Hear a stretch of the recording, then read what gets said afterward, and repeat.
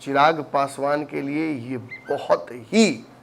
बहुत ही बुरा स्थिति हो जाएगा। तो ये गलती चिराग या किसी और की नहीं है जी। ये शुद्ध तौर पर नीतीश कुमार की गलती है। सीएम पद से हट गए तब उन्होंने उस राजनीति को स्वीकार किया और आज उस राजनीति के बहुत बड़े वाहक खुद प्रधानमंत्री हैं कि हाजीपुर तो चिराग के हाथ से चला गया, हाजीपुर सीट पर चिराग ने मान लिया, बैकफुट पर चले गए। ऐसा नहीं होगा। पनोरमा ग्रुप, जो सोचता है वो करता है। बिहार की राजनीति ने एक बार फिर से एनडीए में हो रहे घमासान के बाद करवट लिया है और इस करवट लेने के बाद जो बातें सामने नजर आ रही हैं उसमें साफ लग रहा है कि एनडीए में सीट शेयरिंग का समझौता नहीं हो पाया है। अब ऐसी स्थिति में एनडीए में क्या होगा, क्योंकि चिराग पासवान अपनी जीत पे अड़े हैं कि उन्हें अपनी 6 सीटें चाहिए, तो वहीं उपेंद्र कुशवाहा को भी अपनी सीटें चाहिए और नीतीश कुमार एक भी सीट छोड़ने के लिए तैयार नहीं है। क्या होगा ये आने वाला वक्त बताएगा, लेकिन इस बीच जो चीज़ें सामने आ रही है उसमें चाहे जो भी हो जाए चिराग पासवान को हाजीपुर चाहिए और अपनी सीटें चाहिए। इस पूरे विषय पर बात करने के लिए नमन जी हमारे साथ हैं और गेम बड़ा है में हम इस बात को इनसे पूछने की कोशिश करेंगे कि आखिर बिहार की राजनीति किस दिशा में जा रही है और इन सब के मायने क्या है। नमन जी, चिराग पासवान अपनी जिद नहीं छोड़ रहे हैं, तो ऐसी स्थिति में क्या होगा? वही जिद नहीं है, ये उनकी आवश्यकता है जी। तो इस आवश्यकता को समझना होगा ना। एनडीए को आप सीटें कम कर दीजिए, उसमें कोई दुराई नहीं है। मैं शुरू से ये बात बोल रहा हूँ कि सीटों को लेकर ही विवाद केवल होता तो प्लस माइनस करके एक दो एडजस्ट किया जा सकता है। जी। अब बार बार चिराग पासवान तो बाहर जाकर लड़ेंगे नहीं ना, गठबंधनों का दौर है, उन्होंने खुद भी एक्सेप्ट किया मेरे इंटरव्यू में, तो रास्ता कोई बीच का ही निकलेगा ना। लेकिन हो क्या रहा है कि मैं बार बार एक शब्द का प्रयोग कर रहा हूँ, और कॉकटेल ऑफ प्रॉब्लम्स। जी। एक समस्या नहीं है, अनेक समस्या है। जहां एक तरफ सीटों को की संख्या को लेकर विवाद है, वहीं सीटों के नाम को चिन्हित करने का लेकर समस्या है। कहीं कहीं प्रत्याशियों के नाम को लेकर एनडीए में जो नाम लाए जा रहे हैं पुराने, उनसे समस्या है। कहीं कहीं इस बात को लेकर समस्या है कि भाजपा की सीट न लेकर जदयू की सीट लेनी है। आदान प्रदान में समस्या हो रही है। क्रॉस टेबल टॉक नहीं हो पा रहा है, क्योंकि तेजस्वी चिराग पासवान तो बैठकर बात करेंगे नहीं नीतीश कुमार के साथ। ये तो मेडिटेशन जो है, मेडिएशन है जो, वो तो भाजपा को करना पड़ेगा। यहीं पे ये पूरा पेच फंस रहा है। और रही बात चिराग पासवान के हाजीपुर से लड़ने की, तो this is one of those clauses जो जिसपे चिराग पासवान कभी समझौता नहीं करेंगे, शुरू से वो बोल रहे हैं। और ये जानते हुए ना, मीडिया में, हमारे हलकों में, हमने बड़े बड़े चैनलों में सबने तो चला दिया था कि भाई चिराग पासवान की ये 3-4 शर्तें हैं, इसमें सबसे महत्वपूर्ण शर्त है हाजीपुर की सीट, वो छोड़ेंगे नहीं। तो इसके बाद ही ना कहीं भाजपा ने कहा था कि चिराग पासवान जी आइए। बिल्कुल। 38 दलों का एनडीए का बैठक हुआ, चिराग पासवान से सप्रेम मुलाकात की प्रधानमंत्री ने, अलग से गले लगाया, पैर छुआ उन्होंने, एक अलग तरीके का इमोशन रिफ्लेक्ट करने की कोशिश की गई। तो जब ये सारी चीजें उस वक्त हुई, तो ये तो जानते हुए हुई ना कि चिराग पासवान हाजीपुर मांग रहे हैं, जो कि पशुपति पारस के पास, और वो भी एनडीए की बैठक में हुई थी, कोई ऐसा नहीं कि व्यक्तिगत मुलाकात थी। बार बार चिराग पासवान ने कहा कि मुझे तो भाजपा ने आश्वस्त कर दिया है। अब इसके बाद यदि बारंबार चिराग पासवान के अलग अलग जगहों पर कहने के बावजूद कि हाजीपुर मेरी है, मेरा हक बनता है, भाजपा से बात हो गई है, सब कुछ हो चुका है, कोई कंफ्यूजन नहीं है, इसके बाद भी यदि हाजीपुर सीट पशुपति पारस मांग रहे हैं और भाजपा देने का सोच रही है, या इस पर नेगोशिएशन अभी बाकी ही है, दैट मीन्स कि एनडीए तो अभी पहला ही स्टेप नहीं ले पाया सीट बंटवारे में। बिल्कुल। पहले पायदान पर ही बच्चा खड़ा है, बिल्कुल एबीसीडी नहीं सीख पाया है। एक और बड़ी महत्वपूर्ण बात नमन जी आज के बाद से शुरू हो गई है कि नीतीश कुमार के दिल्ली जाने के बाद और सीट शेयरिंग का समझौता जो है उसका लिस्ट देने के बाद कहा यह जा रहा है कि चिराग पासवान को बार बार नीतीश कुमार से नेगोशिएट करने की बात कही जा रही है, जबकि पशुपति कुमार उपेंद्र कुशवाहा कर सकते हैं, पशुपति पारस तो बहुत सहूलियत से कर सकते हैं जी। उपेंद्र कुशवाहा के लिए भी थोड़ा सा मुश्किल होगा, लेकिन पशुपति पारस तो आसानी से कर सकते हैं। बिल्कुल। दिक्कत चिराग पासवान के साथ है। चिराग का गठबंधन नीतीश से नहीं है। गठबंधन विद इन गठबंधन है। और जान लीजिए कि ये गठबंधन एज अ होल एनडीए जरूर है जी, लेकिन इसमें अगर आप ध्यान से देखिएगा तो भाजपा के साथ चिराग पासवान है, ना कि नीतीश कुमार के साथ। नीतीश को वो इस गठबंधन का हिस्सा मानते ही नहीं है अपनी तरफ से। वो मानते हैं कि वो भाजपा के एलाई के तौर पर आए हैं। तो यहाँ तो पेच सच पूछिए तो नीतीश ने फंसा दिया ना कराकर। तो क्या लगता है कि ये हाजीपुर का सीट ही कारण होगा एनडीए में बिखराव का? देखिए मैं फिर एक बार बोल दूं कि आज भी प्रदेश अध्यक्ष राजू तिवारी ने कहा है कि 6 सीट हमारी है, हम तो 400 सीट पर तैयारी कर रहे हैं, लेकिन हमारी 6+1 सीटें थी, हम उसे वापस चाहते हैं। ये संभव नहीं है। ये for the sake of conversation ये बात बोल सकते हैं। दबाव की राजनीति का दौर चल रहा है, तो दबाव की राजनीति जब खुलकर इतना करके, और मांझी जी अभी भी इंडिया का हिस्सा है, तो चिराग पासवान को भी तो कुछ ये गेम समझना होगा ना। बिल्कुल। लेकिन अंतर क्या है कि चिराग पासवान इस तरह की राजनीति खुद करते नहीं है, उन्हें इस तरह की राजनीति पसंद नहीं है। इसीलिए आपने किसी भी मीडिया के हल्के में मांझी की तरह ये नहीं सुना चिराग पासवान कहते हुए ये सीट मेरी, हमको मन है कि हमको 6 सीट जो मेरा था मिल जाए, उस पर कोई कॉम्प्रोमाइज नहीं करेंगे। अपने स्टैंड पे वो जहां है, राजनीति में सूचिता का बहुत बड़ा प्रतीक बनते जा रहे हैं चिराग पासवान जी। जो पुराने स्टाइल की पॉलिटिक्स थी, जो कि अटल बिहारी वाजपेयी जिस राजनीति को अपने बहुत जीवन के बाद में मोदी ने सीखा और आज उसको परिचय दे रहे हैं, उस राजनीति को चिराग पासवान ने बहुत कम उम्र में समझ लिया। आप समझ गए उन्होंने कितनी बड़ी बात मैंने कहा? बिल्कुल बिल्कुल। जो अटल बिहारी वाजपेयी की राजनीति थी, जिसे आडवाणी ने बहुत नजदीक से महसूस किया और उस राजनीति से परहेज किया, जिस राजनीति को मोदी कभी जीवन में कर नहीं पाते, बहुत जीवन के आगे समय में, मतलब जब वो सीएम पद से हट गए तब उन्होंने उस राजनीति को स्वीकारा और आज उस राजनीति के बहुत बड़े वाहक खुद प्रधानमंत्री हैं। भले देखिए आप किसी से नफरत करते हैं तो आप 100 गलतियां उसमें देखते हैं, सारी गलतियों का कारण वही बन जाता है। लेकिन नरेंद्र मोदी ने जिन मंचों पर विपक्ष के नेताओं को भी सम्मान दिया है, ये अद्वितीय लग रहा है। ये लग रहा है कि भाजपा का जो पुराना शैली था संघ का, वो रिपीट हो रहा है। खैर, इसी के वाहक बहुत कम उम्र में चिराग पासवान बन गए हैं। वो देखिए मकान से निकाल दिया गया, वो ग्रेविटी मेंटेन करके रहे। चाचा ने पार्टी तोड़ दी, उन्होंने ग्रेविटी मेंटेन की। शब्द कभी कड़वे नहीं हुए, कठोर हुए, कड़वे नहीं हुए।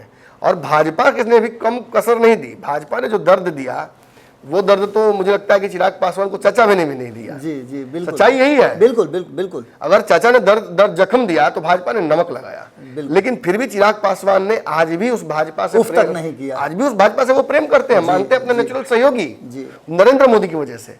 और इस वजह से मैं कह रहा हूं कि चिराग पासवान इस प्रेशर पर उसको खुद तो नहीं करेंगे, लेकिन अपनी पार्टी के मेंबरान द्वारा कराया जा सकता है ना। और राजू तिवारी को यह जिम्मेदारी दी गई कि आप जाइए, आप इस तरीके से ये दबाव बनाइए, कम से कम मीडिया हल्कों में सभी को बुलाकर। देखिए बाकी सब बातें तो बहाना थी, मुख्य बहाना तो ये 6 सीट का है ना कि 6 सीट पर चुनाव लड़ना चाहते हैं, 40 पर लड़ना चाहते हैं, 40 पर तैयारी कर रहे हैं, 40 पर एनडीए को मजबूत करेंगे, लेकिन 6 सीटें हमारी थी, उस पर तो कॉम्प्रोमाइज हम नहीं करेंगे। अब ये 6 सीटें जब वो मांग रहे हैं तो आपको समझना होगा बाबा कि ये 6 सीटें तो वो लोजपा कंबाइंड मांग रहे हैं ना। हाँ, वही 6 सीटें जो 2019 में लड़े थे। अब वो तो ये जानते हैं कि परिस्थितियां बदल चुकी हैं। बिल्कुल। आपके हाथ से क्या 5 सांसद आपके नहीं निकल गए थे? बिल्कुल निकल गए। क्या आपके हाथ से पार्टी नहीं निकल गई थी? बिल्कुल निकल गई। क्या उसके बाद भाजपा की जिम्मेवारी है कि आपको पार्टी वापस ला कर दे? नहीं, तो आपको खुद ही खड़ा करना पड़ेगा। आप जैसे आप बाबा मुझे देते हैं कि लो 50,000 फीस जमा कर देना, रास्ते में जाता हूँ कहीं पैसे गिर जाते हैं, अब मैं क्या दोबारा आके आपसे कहूँ कि मैंने पैसा मेरे गिर गया, आप हमको फिर से पैसे दिलवा दीजिए? ये तो मेरा काम है ना। बिल्कुल कि मैंने कहाँ गिराई, ये मेरी गलती है ना। तो ये भाजपा भी गलत नहीं है जहां से वो देख रही है। नरेंद्र मोदी जहां से वहां, वो किसी के पारिवारिक लफड़े में क्यों पड़े? लेकिन फिर भी for the sake of NDA की सीट बंटवारा हो, ये पहले सीढ़ी पर खड़े कितना देर तक रहेंगे? जबरदस्ती का पुश भाजपा ने दिया। अब पुश का रिजल्ट ये निकल रहा है कि चाचा हाजीपुर सीट पर से हटने के लिए तैयार नहीं है। कुछ लोग ये दावा कर रहे हैं मीडिया के हल्कों में कि हाजीपुर तो चिराग के हाथ से चला गया, हाजीपुर सीट पर चिराग ने मान लिया, बैकफुट पर चले गए। ऐसा नहीं होगा, आप ये जान लीजिए। सारी 4 सीटें एक तरफ और हाजीपुर एक तरफ। नमन जी, एक और बहुत महत्वपूर्ण बात इसमें सामने आ रहा है। मैं बहुत बड़ा दावा कर रहा हूँ जी, उसी सारी सीटें एक तरफ, मैं उसी हाजीपुर एक तरफ, मैं उसी दावे की बात कर रहा हूँ। मैं वही कह रहा था कि क्या आपको लग रहा है कि बिहार राजनीतिक सुचिता की तरफ बढ़ रही है और बिहार में जो नई पीढ़ी है वो एक अलग तरह की राजनीति करना चाहती है, जिसमें चिराग पासवान भी शामिल है? और हाल फिलहाल में जिस तरह से दिखाया है तेजस्वी यादव ने? क्या दोनों ने एक बार सेट किया? बहुत बढ़िया, बहुत अच्छी बात आपने कही। देखिए नीतीश कुमार ने जिस तरीके से मैंने अकारण मतलब नहीं, वो तो मैं ये कहूँगा कि जो ट्रेडिशनल स्टाइल ऑफ पॉलिटिक्स रहा है, जो पॉलिटिक्स के पुराने मानक रहे हैं, उनको दूषित जिस तरीके से नीतीश कुमार ने किया है, जी दूषित किया है जी बिल्कुल, उसको देखकर निश्चित तौर पर यह लग रहा है कि तेजस्वी और चिराग दोनों नई परिपाटी की राजनीति करना चाहते हैं। जी। तेजस्वी ज्यादा इस बात से इत्तेफाक इसलिए रखते होंगे क्योंकि वो ऑलरेडी अपने माँ पिताजी के बैगेज को भी ढो रहे हैं, बिल्कुल बिल्कुल बिल्कुल, और वो जानते हैं कि नीतीश कुमार आज 40 विधायक पर पहुंचे हैं, तो ये गलती चिराग या किसी और की नहीं है, ये शुद्ध तौर पर नीतीश कुमार की गलती है। और आने वाले चुनाव के सारे सर्वे में पूरे देश भर में यही चर्चा हो रही है ना कि नीतीश कुमार के सांसदों की संख्या घट सकती है। बिल्कुल, कोई ये नहीं कह रहा कि भाजपा एक भी सीट हारेगी, लेकिन नीतीश कुमार आधा से ज्यादा हार जाएंगे, ये तक दावा किया जा रहा है। मतलब नीतीश कुमार नेचुरली कमजोर हुए हैं ना, और उसका कारण क्या हुआ? सूचिता वाली राजनीति से, सिद्धांतों वाली राजनीति से उनका डेविएशन। बहुत कम उम्र में बड़ी बड़ी बातें बोल रहा हूँ, इसलिए बहुत लोग नहीं इसको स्वीकारेंगे, मैं जानता हूँ। यहाँ बैठ कर अगर आपके से दाढ़ी बढ़ाकर हम बोलते ही सब बात, तो बहुत लोगों को बहुत अच्छा लगता है, अरे वाह क्या विश्लेषक है, सब तो विश्लेषक दुनिया में नहीं पैदा हुआ। अब लोग क्या कहेंगे, ये भाजपा वाला बात बोल रहा है, कहेंगे तुम्हारे बात कहेंगे अरे तेजस्वी का बड़ाई करता है, चराचौर का बड़ाई करता है। यही होता है, जी जी जी, यही होता है, और यही कहीं ना कहीं विश्वसनीयता मेरी है। और यही जब फीडबैक मिले तो डुअल फीडबैक, तब समझते कि हम सही जा रहे हैं बीच में। बिल्कुल, हालांकि ना किसी का माने अच्छा ना किसी का बुरा, हम बीच वाला काम कर रहे हैं। अब रही बात सीटों की, जो बात जिज्ञासा आपके मन में है, मैं उसको क्लियर कर ही दूंगा बात। देखिए काराकाट सीट अगर नहीं मिलेगी तो उपेंद्र कुशवाहा क्या करेंगे आपको अच्छे से पता है। बिल्कुल बिल्कुल बिल्कुल, इसमें तो कोई कंफ्यूजन ही ना है ना। वहाँ बोरिया भी सब लेकर के आप भेज दिए थे उनको। तो हाजीपुर सीट जो है वो नहीं मिलेगी, तो चिराग क्या करेंगे? 22 वर्ष आप कर लीजिए। देखिए हाजीपुर सीट अगर नहीं मिलती है तो निश्चित तौर पर चिराग पासवान के लिए ये बहुत ही बुरा स्थिति हो जाएगा। जनता के बीच जाकर ये बात उन्हें रिपीट करना, समझाना बड़ा मुश्किल हो जाएगा कि ये चिराग भाई आप एक तरफा प्यार कर रहे थे क्या? निश्चित, आपकी कहानी फिल्मी क्यों लग रही है? जी, ऐसा क्यों लग रहा है कि आपने जो भाजपा आपकी नहीं हुई वो हमारी कैसे हो जाएगी? ये वोट कैसे मांगेंगे चिराग पासवान? आज तक इतनी मजबूरियों में भी आप राम राम करते रह गए, लेकिन और आपके राम नहीं हुए, जी, तो आखिर किसके होंगे ये राम? बिल्कुल, बहुत बड़ी बात आपने कह दी। और ये बात कहीं ना कहीं भारतीय जनता पार्टी के लिए उस इंजेक्शन की तरह है जो रोग भले ठीक न करे लेकिन दर्द। ये सब में तो कह दिया बाबा कि जो बीमारी भाजपा को हुई है उसका नाम है नीतीश, और उस बीमारी का इलाज चिराग पासवान। ये मैं कम उम्र में बहुत सारी बातें बड़ी बड़ी मैं बोल देता हूँ, लेकिन लोग समझते नहीं है उसको। अब रही बात आखिरी बात जो आप जानना चाह रहे थे, वही बता दूं, सीटों के बारे में मैं जानना आखिरी बात हाजीपुर तो बस मैं समझा दिया कि नो हाजीपुर नो नेगोशिएशन, जी, समझ लीजिए बात। उसके बाद क्या होगा? उसके बाद क्या होगा?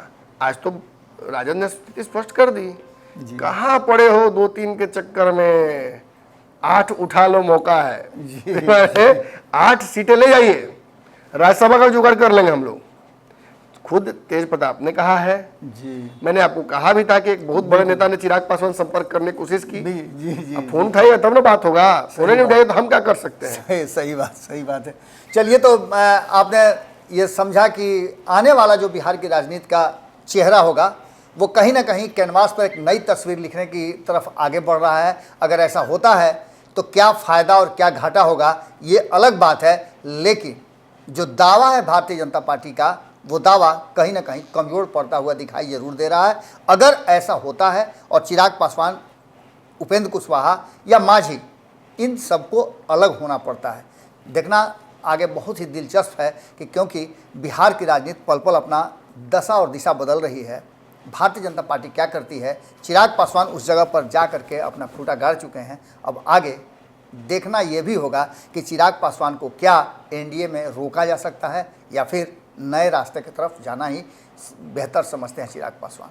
जुड़े रहिए भारत लाइव के साथ। बहुत बहुत धन्यवाद। पनोरमा ग्रुप, जो सोचता है वो करता है। अगर ये वीडियो पसंद आई और वह बिहार के राजनीति और बिहारियत से सरोकार रखेनी तो सब्सक्राइब बटन दबा के चैनल के सब्सक्राइब कर ली। ओजे एगो घंटी बा, ओकरा बटन दबा देला से कुल सटीक और मारक खबर रुआ मुफ्त में मिल जाई।